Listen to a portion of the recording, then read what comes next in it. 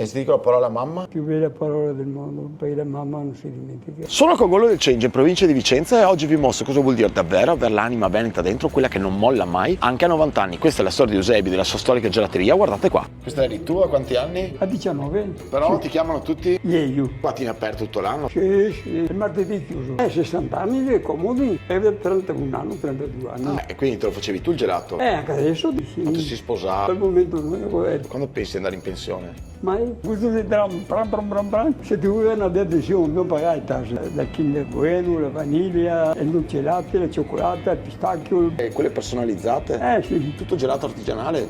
Sì, il pistacchio chi lo fa come me non usi nessuno, perché usi prodotti buoni. E praticamente fai il gelato come si faceva una volta? Tradizionale.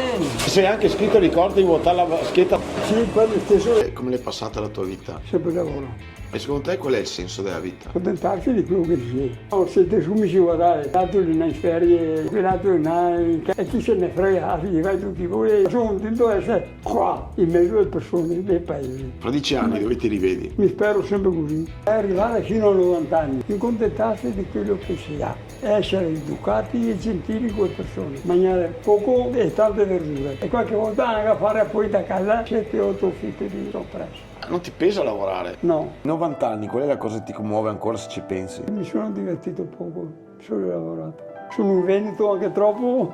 Cos'è il Veneto per te? Tutto. Persone concrete, un desiderio di lavorare, di fare. Una frase tua che volevi dire? Mi essere una persona umile, se è possibile, dare una mano a qualcuno che è in difficoltà. Questo è l'insegnamento che vuoi lasciare? Sì, E se ti dico la parola mamma? più bella parola del mondo, perché la mamma non si dimentica. E c'è un sapore di gelato che per te racconta tutta la tua vita?